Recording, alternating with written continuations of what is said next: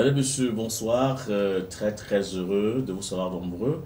À nous regarder comme tous les soirs, c'est la soirée de l'information sur le canal d'Info, votre chaîne internationale d'information en continu au sommaire de l'actualité ce soir. Cet accident mortel de la circulation survenu très tôt ce matin sur l'axe Yaoundé-Bafoussam avec un bilan de 21 morts et 6 blessés. Nous parlons aussi de l'impact des fausses doctrines chrétiennes sur la société dans le cadre de ce programme, tout comme nous irons du côté du Congo-Brazzaville pour évoquer ce consensus qui a été avorté entre les différents parties prenantes de l'opposition qui souhaiteraient bien prendre part à la présidentielle du 20 mars prochain. Le Niger nous intéresse aussi avec le fichier électoral qui a été validé pour la présidentielle du mois de février. Nous terminerons cette actualité ce soir par l'Iran avec ces relations un tout petit peu tendues avec l'Arabie saoudite, avec n'est-ce pas sur le compte ces produits qui sont iraniens, qui sont interdits désormais en Arabie Saoudite et vice-versa. Voilà donc pour ce qui est du sommaire de cette soirée de l'information. Et comme les traditions des spécialistes et des invités pour commenter, analyser cette information. Fallon Tchounia, bonsoir. Bonsoir, Louis Roger.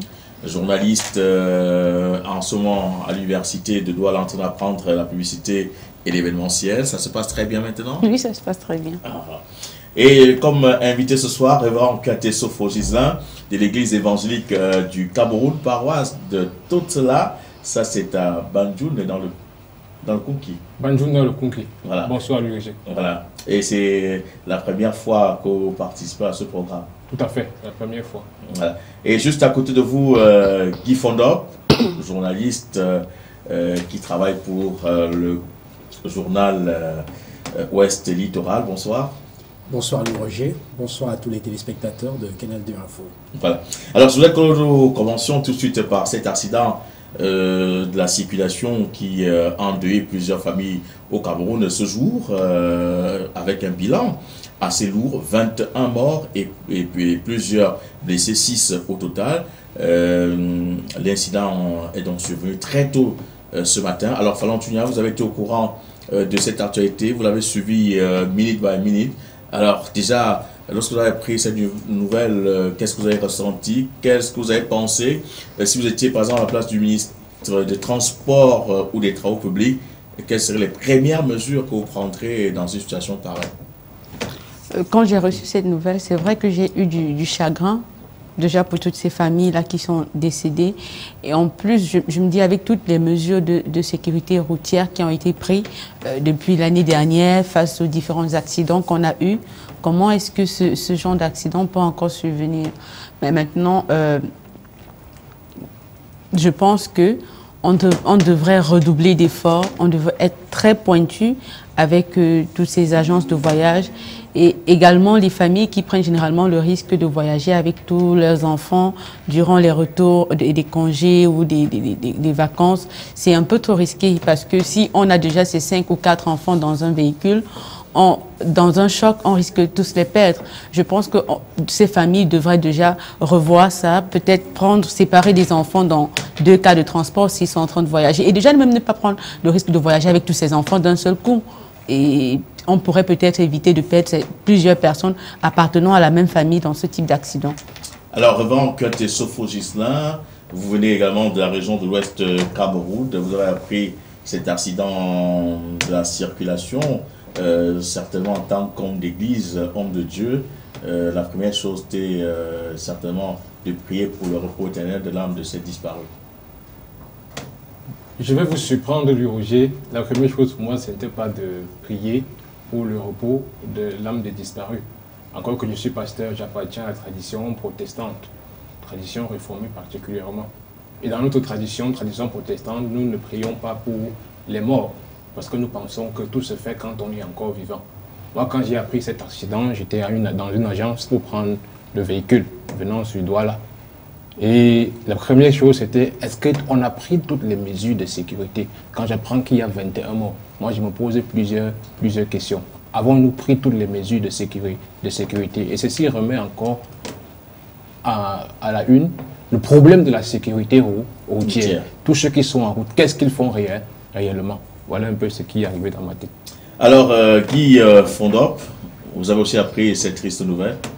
Oui, bien entendu, une triste nouvelle, parce que voilà, en cette période où les parents sont en train de revenir, ou alors de ramener leurs enfants à la maison après les congés, pour des raisons de fête de fin d'année, c'est tout à fait triste de voir que voilà, beaucoup sont partis sans jamais arriver chez eux, c'est tout à fait lamentable, mais cela ne doit surtout pas nous conduit à oublier très exactement, à analyser froidement la situation pour comprendre comment est-ce qu'on en arrive encore là aujourd'hui. Pourquoi est-ce que la route au Cameroun est aussi meurtrière?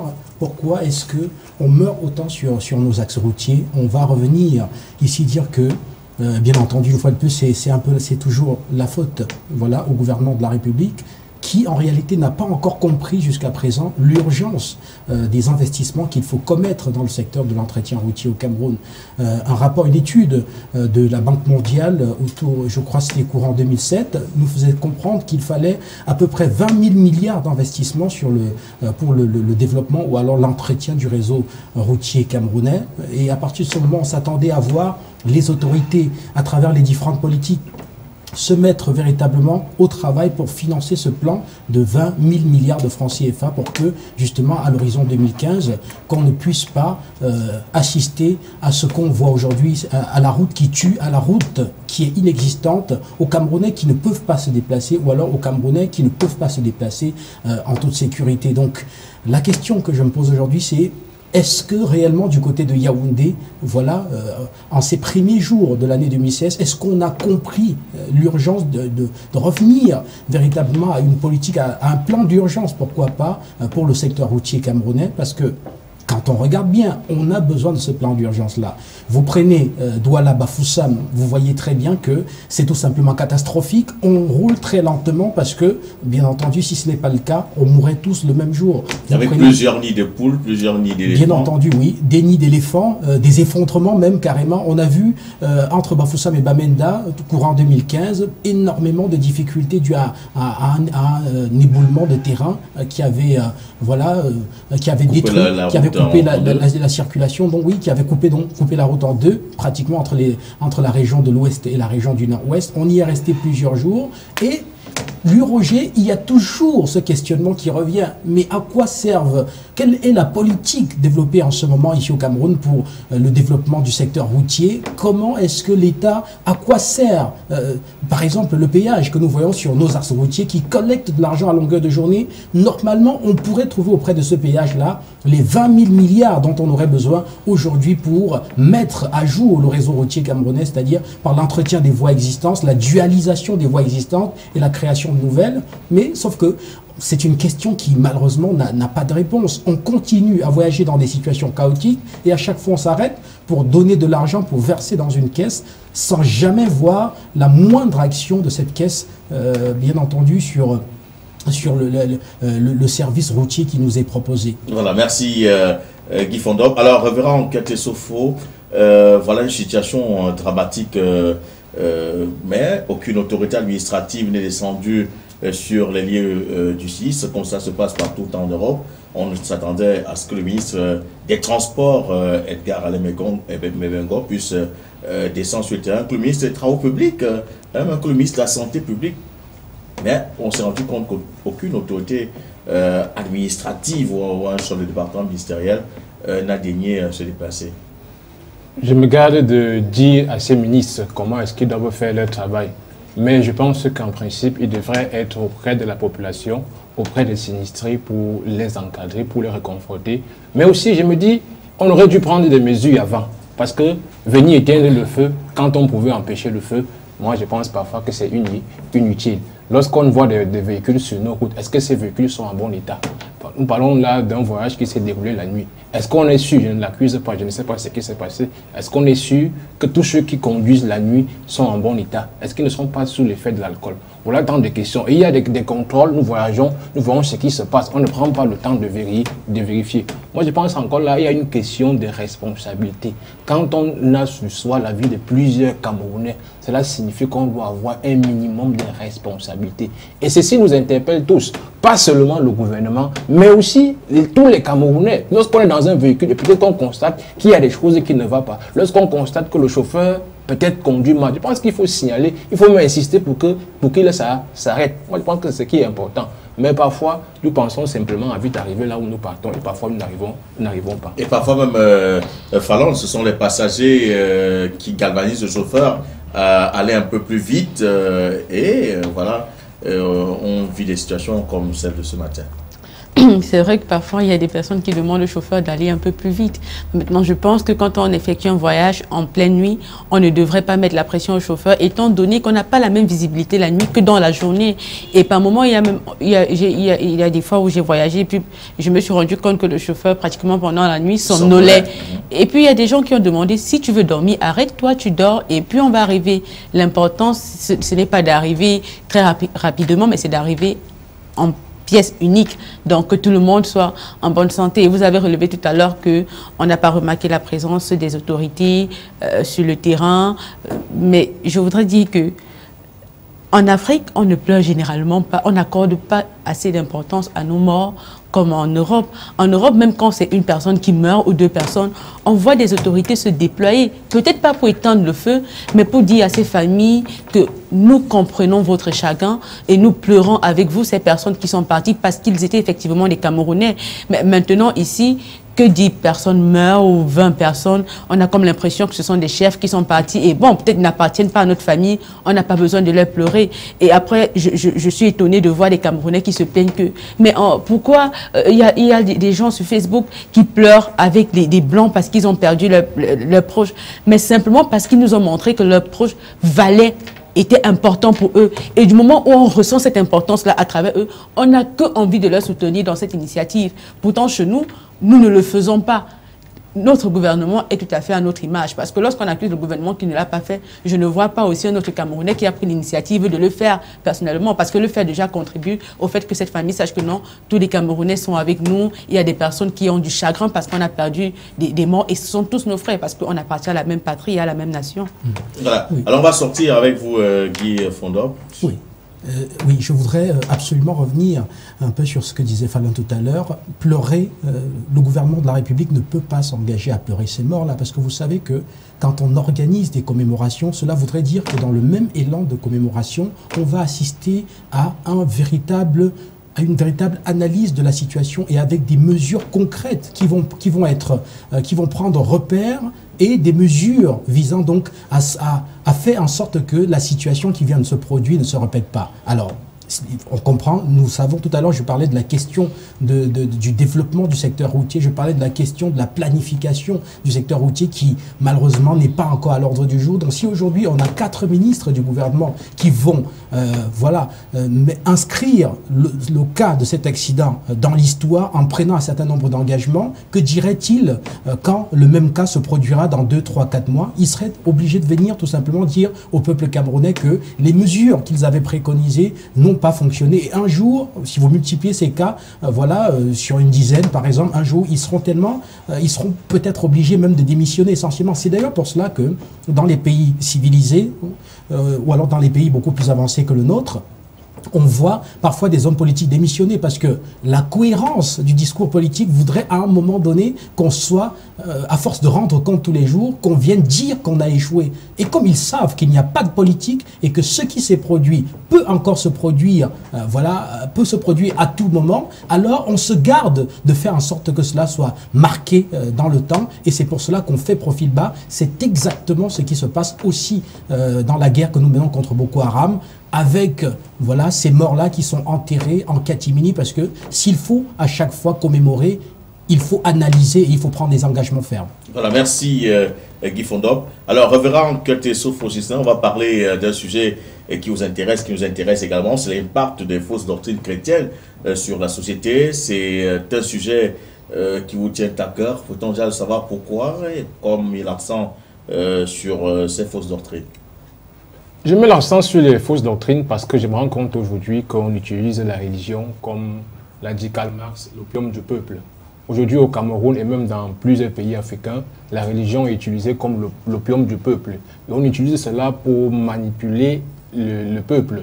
Et moi, en tant que responsable religieux, je me dois de montrer la voie que Jésus-Christ a établie pour le peuple. Et c'est pour cela que je voudrais me lever pour dénoncer toutes ces fausses doctrines qui ont pignon sur rue dans notre pays. Il y a beaucoup de fausses doctrines, il faut le dire, il y a beaucoup de fausses doctrines aujourd'hui dans notre société et il faut les dénoncer. Il faut avertir le peuple que l'Église, en tant qu'institution établie par Christ, en tant que le sacrement du royaume des cieux, n'enseigne pas ce genre de choses. Et si les gens enseignent, ça veut dire qu'ils ne sont pas dans la doctrine de l'Église. Et il faut le reconnaître pour que demain, qu'on ne fasse pas un procès à l'Église comme ce qui s'est fait après la colonisation. Alors, donc, si je vous comprends bien, il faudrait qu'on soit beaucoup plus rationnel et non irrationnel.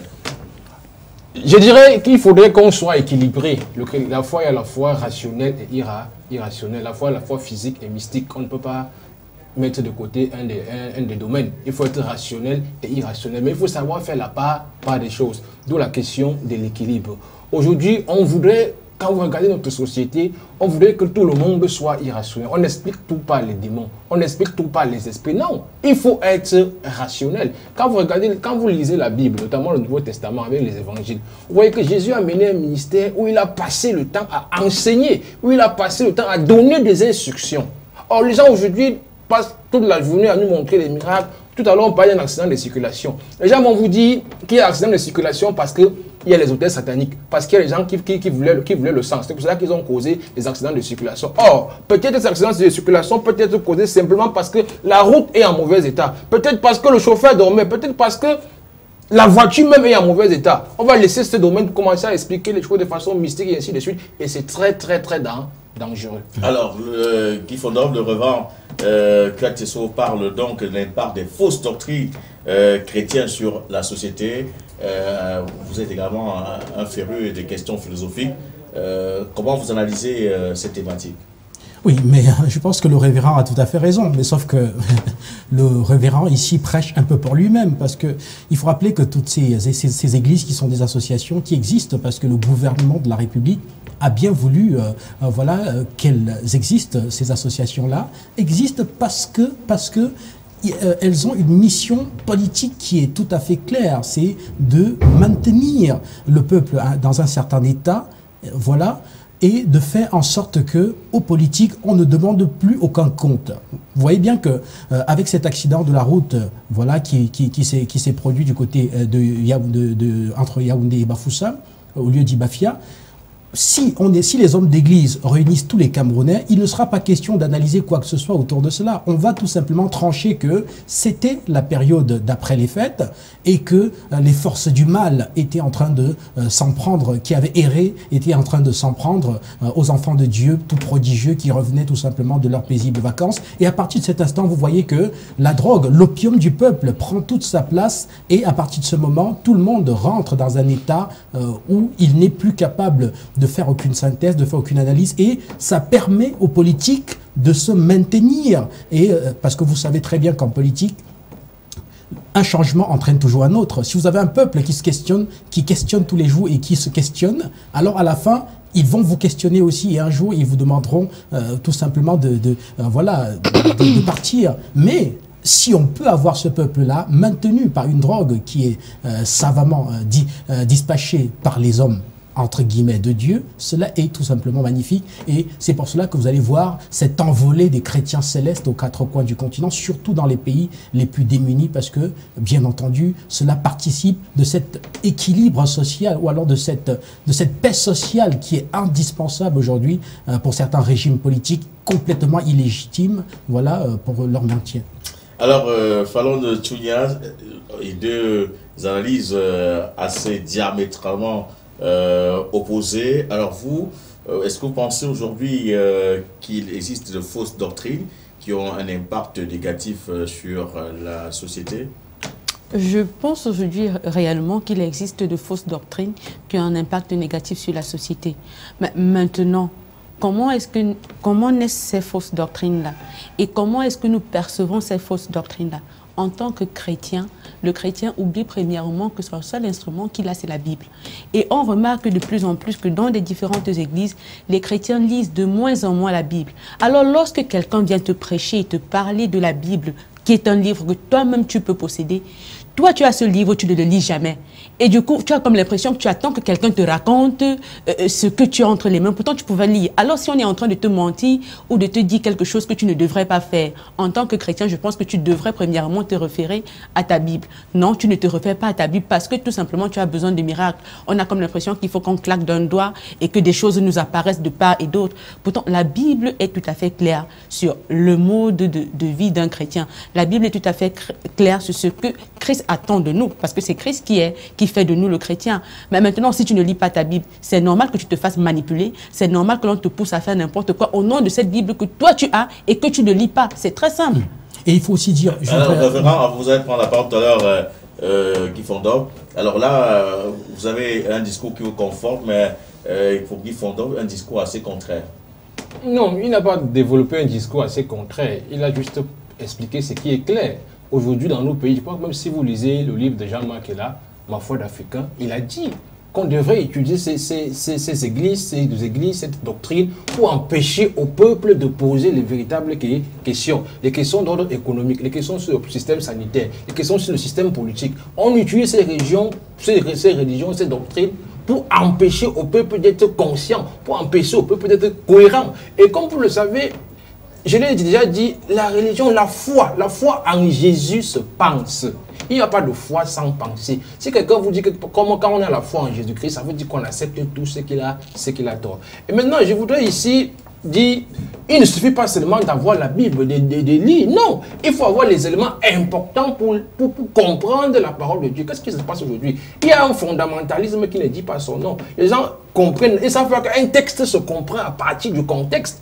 Si vous ne maîtrisez pas le contexte d'un texte, ça peut être le contexte politique, ça peut être le contexte religieux, ça peut être le contexte philosophique. Vous allez dire du n'importe quoi qui n'est pas ce que l'auteur biblique a voulu transmettre. Je prends un exemple simple, très simple. Si vous dites à une femme, je t'aime, chacun peut comprendre comme il veut. Mais lorsqu'on va préciser que la femme à qui vous vous adressez, c'est votre soeur, ça donne une autre compréhension. Si on dit c'est votre mère, ça donne une autre compréhension. Donc, quand vous ne maîtrisez pas le contexte, vous allez raconter tout un tas de bêtises. Et aujourd'hui, il y a beaucoup de personnes, que ce soit dans les églises réveillées, ou dites réveillées si vous voulez, que ce soit aujourd'hui dans les églises institutionnelles, il y a beaucoup de personnes qui sont ancrées dans ces mauvaises doctrines parce que peut-être ça donne de l'argent, parce que peut-être ça réconforte. Et comme le peuple, vous savez, nous sommes en Afrique, et les gens ont une mentalité magico-religieuse. C'est-à-dire que les gens préfèrent se cacher dans une certaine paresse, préfèrent expliquer tout de façon mystique. Parce que quand tout est mystique, on ne peut plus accuser quelqu'un, on ne peut plus rien faire, on accuse le diable, on accuse Satan. Comme Satan ne peut pas se défendre, comme le diable ne peut pas se défendre. Donc, là, tout le monde devient innocent. Et comme on aime la magie, on aime aller sur le... Et si vous regardez ces églises, vous allez voir que leur méthode de fonctionnement, c'est la même méthode que les marabouts. Aujourd'hui, vous avez des gens qui vous font comprendre que l'eau du Jourdain, c'est une eau bénie qui va vous protéger. L'eau du Jourdain dépasse l'eau qu'il y a dans votre village, l'eau qui vous a bercé depuis que vous êtes enfant. Et les gens accourent. Les gens accourent après des poignées de sel qu'on a béni. On achète. On croit que le sel qu'une personne a pris, ça va nous bénir. Ça, ce sont des bêtises. Il faut être suffisamment responsable. Et je voudrais peut-être, si vous permettez, développer deux fausses doctrines. Allez-y rapidement. La première doctrine, c'est on appelle ça régulièrement la théologie de la prospérité. Où on fait croire aux chrétiens, quand on devient chrétien, on est plus pauvre. Que parce qu'on est fils du royaume, il n'y a plus de la pauvreté. C'est un gros mensonge. Lorsque vous lisez la Bible, il y a eu des personnes dans la Bible qui étaient riches. Il y a également eu des personnes qui étaient pauvres. Si on prend Jésus, du point de vue matériel, Jésus était pauvre. Il se promenait avec les gens, il mangeait chez les gens, et ainsi de suite. Il vivait avec ses amis, étaient des misables parce que lui aussi, il ne vivait pas dans une certaine opulence. Si les gens comme les Abraham avaient de l'argent, cela ne signifie pas que tous les chrétiens doivent avoir de l'argent. Pourquoi? Parce que nous ne sommes pas encore dans le royaume des cieux. C'est quand nous serons dans le royaume des cieux que tous nos besoins seront comblés. Et étant encore dans ce monde, il y a encore des forces ténébreuses, il y a encore du travail à faire. Et parce qu'il y a encore du travail, il y a encore les forces du mal qui travaillent. Et ça peut empêcher un certain nombre de personnes d'avoir de l'argent. Si vous travaillez pour un patron et ne vous payez pas, vous n'aurez pas de l'argent. Deuxième fausse doctrine. La doctrine qui gagne la rue aujourd'hui. La doctrine, j'ai dit encore la doctrine sur le démon. Et si vous connaissez l'histoire du christianisme, vous allez vous rendre compte qu'au Moyen-Âge, qu'est-ce qui s'est passé? On avait mis dans la tête du peuple la conscience du péché. Les gens avaient tellement peur du péché que pour finir, on a commencé à leur faire n'importe quoi. On dit que dès que tu donnes l'offrande, ton âme quitte de l'enfer, la l'âme d'un proche décédé va quitter de l'enfer pour aller au paradis. Et les gens acceptaient parce qu'il y avait la conscience du péché qui pesait sur eux. Et ils ne pouvaient que se soumettre. Aujourd'hui, c'est la même chose. Il y a la conscience du démon partout. Vous achetez une bouteille de coupe, on dit il y a le démon. Ou partez au village, il y a le démon ici. C'est comme si Dieu avait porté tous les démons et avait versé en appui. Ça, c'est un gros mensonge. Et il faut le dire. Merci, Révérend Katesofo Gisin, pour cette démonstration de cette fausse doctrine et de ces deux cas. Alors, qui a hâte de dire un petit mot. Oui, j'ai hâte de dire un petit mot, c'est que le révérend est exactement dans le rôle que leur a assigné l'État depuis le début. C'est-à-dire que la forte politisation de l'Église. Il est ici en train de prôner un autre courant qui n'est pas le courant très émergent qui est aujourd'hui prôné dans les églises dites réveillées, mais il est plutôt en train de prôner un autre courant qui est celui arrêté, qui demande à l'homme, voilà, d'aller chercher, d'attendre le paradis pour le moment où il sera dans sa mort. Et on voit que c'est aussi une conception qui a beaucoup servi le régime actuel du temps du président Amadou Ahidjo, où on voulait surtout que les hommes soient arrêtés, on voulait cultiver une sorte d'inertie qui permettent aux hommes non pas de poser les bonnes questions, mais d'attendre tout simplement, de servir loyalement l'Éternel en attendant le moment où ils allaient accéder au royaume des cieux pour pouvoir en jouir. On se rappelle encore de ces prêtres qui, voilà, de leur table bien dressée à midi où ils faisaient ripaille, disaient aux chrétiens, heureux les pauvres, car ils seront les bienvenus dans le royaume des cieux. Ça correspondait, je vais chuter par là, lui Roger, ça correspondait au contexte politique de l'époque. Aujourd'hui, il y a l'émergence qui est dans l'air. Et quand il y a émergence dans l'air, quand le discours politique change, il faut aussi que ça change dans les églises. Et on va dire que même dans les églises dites orthodoxes, eh bien, ça a déjà changé. Et on promet le miracle à tout vent. Donc, pour chuter lui Roger, on est essentiellement dans une logique d'instrumentalisation de la religion qui suit le rythme du politique. Voilà. Alors, Révérend, juste 30 secondes, parce que là, on a d'autres articulations dans le cadre de cette programmation. Oui, je ne voudrais pas qu'on sorte de ce plateau en ayant à l'esprit que les églises historiques ou encore les églises ont démissionné. Non, il y a des personnes qui se sont perverties. Mais l'église ne s'est pas pervertie. Il y a encore des personnes, des serviteurs de Dieu qui prêchent la bonne doctrine. Et il ne faut pas que parce qu'il y a des petits individus dehors qui sont pervertis, que l'on pense que l'église s'est pervertie. L'église reste et demeure le sacrement du royaume des cieux. Et il y a des personnes qui travaillent bien dans l'église. Ne sortons pas avec l'esprit que l'église est à la solde d'un quelconque gouvernement. Quand on fait l'histoire, il y a eu les Jean-Marc Angibert, les cardinals Toumi et beaucoup d'autres personnes. Merci, on va parler à présent du Congo-Brazzaville qui prépare la présidentielle pour le 20 mars prochain. Et déjà l'opposition et des questions pour l'opposition de se grouper aujourd'hui pour essayer d'entrevoir l'avenir avec beaucoup d'optimisme, mais la recherche de ce consensus qui a avorté parce que toutes les parties prenantes n'étaient pas présentes à ce grand rendez-vous. Alors Fallon, est-ce déjà un premier échec du rassemblement de l'opposition en vue de cette présidentielle? C'est évidemment un premier échec du rassemblement de l'opposition à cette présidentielle. Lorsqu'on sait que pour mieux affronter le candidat qui est en face de soi, il faudrait déjà que l'opposition se réunisse et donne un candidat selon le consensus trouvé, afin que la population sache au moins que l'on devrait maximiser le plus grand pourcentage de voix derrière celui-ci qui représente et qui incarne l'opposition. Mais lorsque plusieurs personnes refusent ou alors ne sont pas présentes à cette réunion, ça prouve déjà qu'ils refusent. Et s'ils refusent, ça veut dire qu'ils ne seront pas d'accord. Et ça montre encore à quel point l'opposition congolaise est encore fracturée à un certain niveau. On a remarqué qu'au Nigeria, après que le consensus a été trouvé, ça a permis au président Buhari de gagner la présidentielle et qu'il y ait eu alternance. Maintenant, je pense que bon nombre de pays africains qui ont encore des oppositions, qui ont des différentes fractions ou déjà qui ne s'entendent pas, devraient déjà penser au bien-être de la population, au bien-être de tous les citoyens qu'ils voudraient représenter lors de la présidentielle, pour pouvoir maximiser le plus grand nombre de voix et constituer un gouvernement qui va tenir en compte les différentes fractions de cette opposition-là. Voilà, merci Guy Fondop.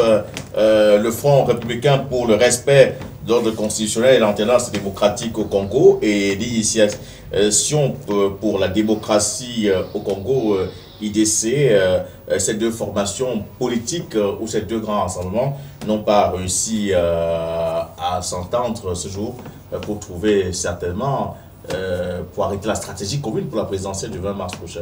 Oui, mais c'était tout à fait prévisible parce qu'on est dans un contexte où tout a déjà été préparé pour un candidat de choix qui est le candidat de la puissance, de la puissance impérialiste qui agit de ce côté-là. Je parle ici de la France.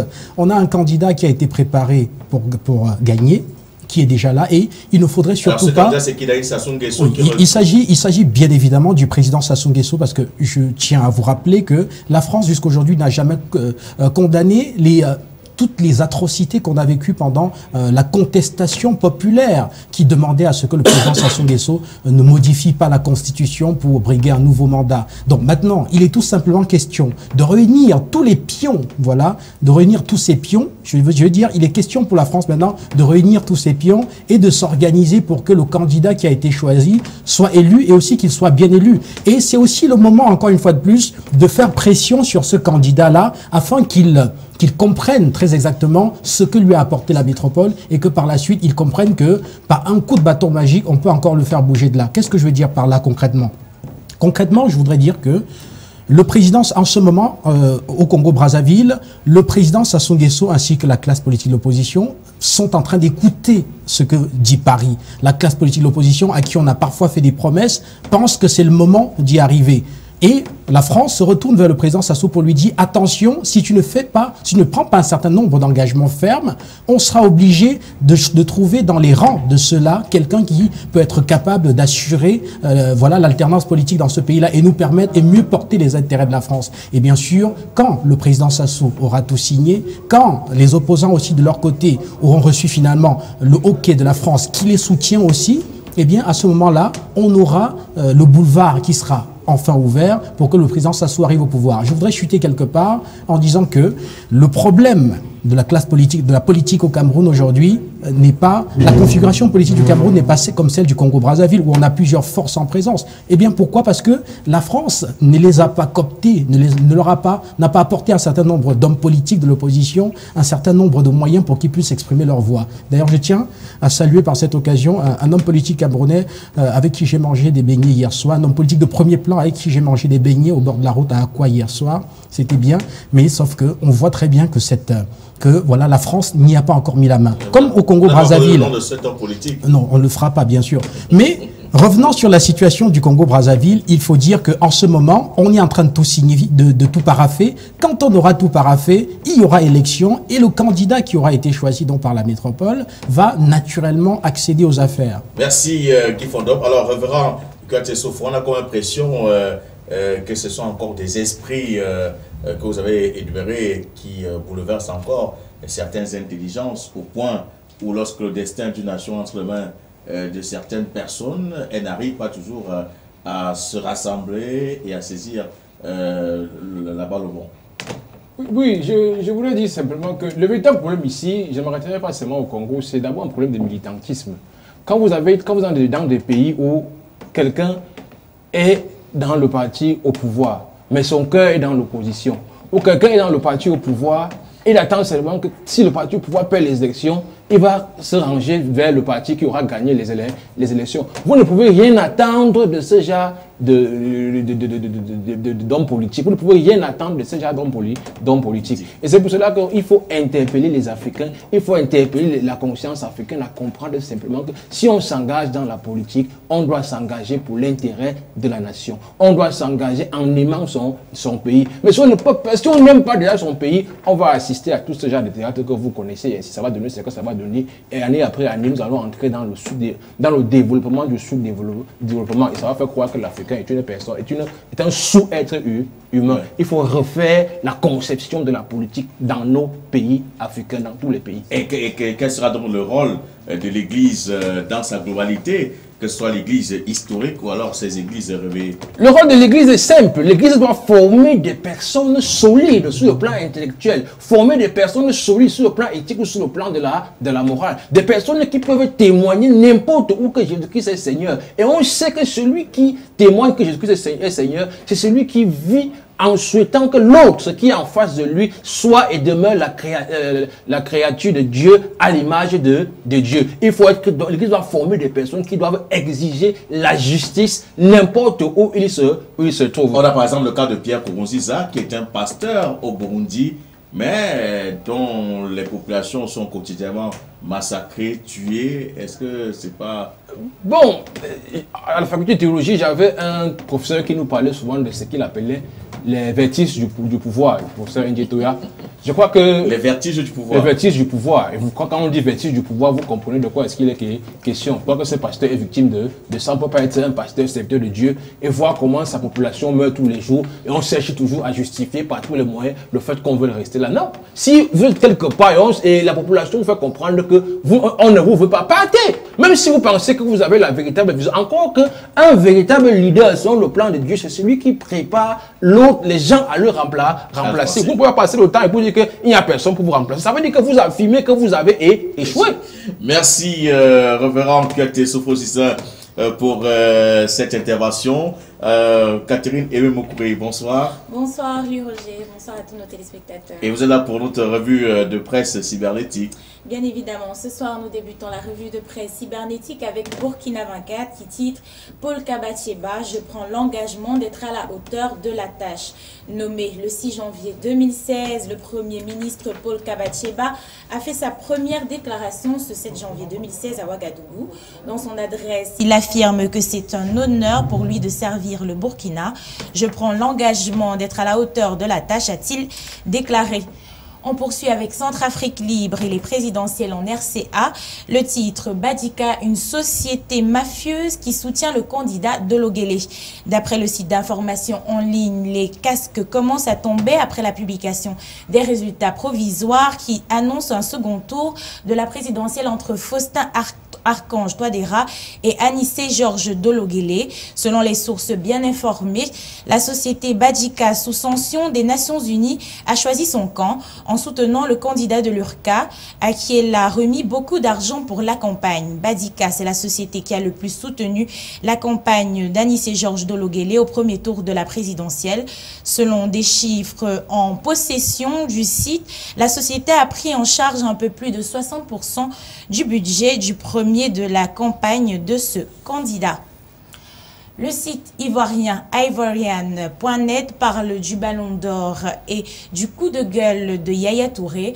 L'international Yaya Touré a dénoncé ce vendredi la distinction du trophée de joueur africain 2015 obtenu par le Gabonais Pierre-Emerick Aubameyang. Dans une interview accordée à RFI, Touré s'est dit déçu du fait d'être devancé par l'attaquant de Dortmund qui sans aucun doute a fait une belle année 2015 en Allemagne mais qui n'a pas brillé en Afrique. C'est triste de voir l'Afrique réagir de la sorte, qu'elle ne donne pas d'importance aux choses africaines, a déclaré le capitaine des éléphants de Côte d'Ivoire. On passe à 7 sur 7.cd qui s'attarde sur le massacre de Miriki, FRDC et MONUSCO au banc des accusés. L'Ubéro s'est réveillé en colère vendredi. Nous apprendons sur le site d'information. Les habitants de ce territoire du Nord Kivu accusent l'armée congolaise et les casques bleus de la MONUSCO de passivité. Ils ne comprennent pas comment les tueurs FDLR ont dû opérer dans une zone où les deux forces sont présentes. À la société civile locale, on pointe du doigt accusateur les forces onusiennes. RFI.fr, pour sa part, revient sur les attentats de Paris. L'empreinte de Salah Abdeslam trouvée à Bruxelles. Une empreinte digitale de Salah Abdeslam, l'un des auteurs présumés des attentats de Paris le 13 novembre, a été trouvée dans un appartement de Bruxelles le 10 décembre. Annonce ce vendredi 8 janvier le parquet belge. La police a également découvert des traces d'explosifs et 3 ceintures qui pourraient avoir été destinées à transporter des explosifs. Ensuite, Guinée7.com offre ce titre. UFDG-UFR, retour sur un désamour total. En allant au deuxième tour de la présidentielle de 2010, l'Union des forces démocratiques de Guinée et l'Union des forces républicaines, avec à leur tête Cellou Dalein Diallo et Sidya Touré, filaient le parfait amour. Les deux leaders avaient en effet signé un accord électoral pour le partage du pouvoir en cas de victoire. Le dit accord avait porté le nom Alliance Président Cellou Dalein Diallo. On termine avec camfoot.com et cette bonne nouvelle pour le football camerounais, surtout féminin. Glocaf Awards, Nganamut, Ballon d'Or, les Lions, meilleure sélection.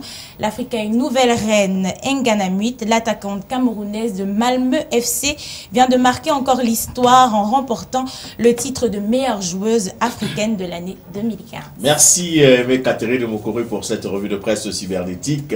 Et très bonne soirée, à demain certainement. Très bonne soirée à vous, à demain pour la revue de presse à l'international. Voilà, alors Fallon Tounia, une revue de presse qui nous a brossé l'actualité à travers le monde. Qu'est-ce qui vous a marqué?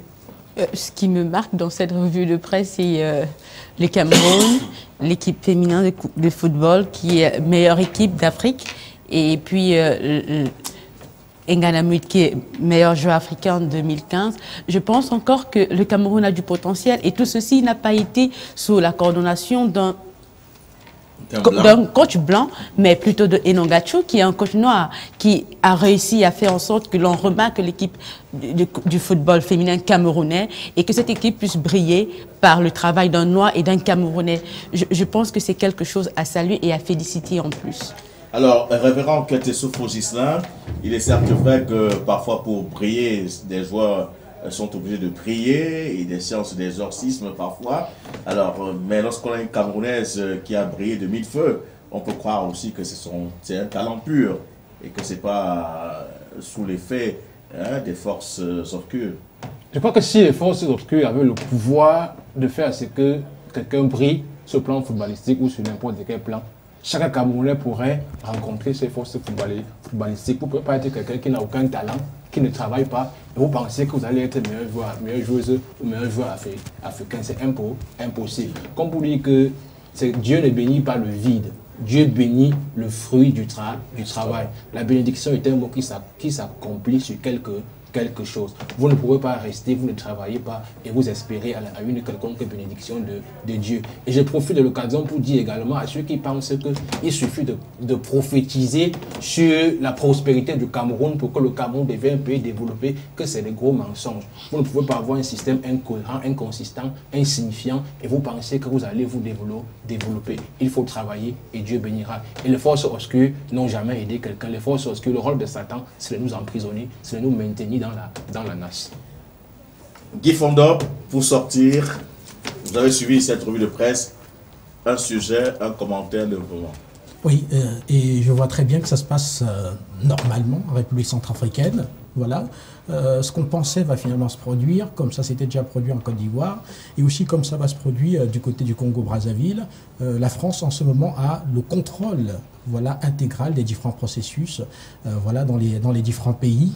Et on voit que le Cameroun, qui est un peu au milieu, paraît comme le cas qui serait en ce moment très, très inaccessible, même si c'est vrai que Christine Lagarde, la directrice du Fonds monétaire international, vient de séjourne en ce moment dans notre pays. Mais ça me rappelle tout simplement que le Cameroun paraît vraiment ici comme un cas particulier et qu'il va falloir travailler encore davantage pour ce cas-là. Ici, je parle bien entendu de la France. Maintenant, je voudrais aussi profiter pour saluer bien entendu cette récompense voilà, de Gaël Nganamouit au CAF, au GLO CAF Award. Voilà, une Camerounaise qui est partie de rien du tout, exactement comme le veulent les hommes d'église, partir vraiment de rien du tout avec la détermination et aussi avec la prière. Elle est finalement donc parvenue à un niveau très très élevé. Elle est assise en ce moment sur le toit du continent africain. Elle est la nouvelle reine du football féminin ici en Afrique. Je voudrais aussi donc saluer notre équipe nationale de football féminin, voilà, qui elle aussi est installée en ce moment sur le toit du continent. Louis Roger, ça c'était pour les deux points. Merci Guy Fondop pour ce complément d'information. Madame, monsieur, merci d'être venu donc ce soir pour cette soirée d'information. C'était avec beaucoup de plaisir que nous avons reçu le révérend Katé Sophosiste qui nous vient tout droit de l'Ouest Cameroun, et dans la région synodale du Conquis pour ce qui est de l'Église évangélique du Cameroun. Madame, monsieur, nos programmes se poursuivent, ne quittez pas.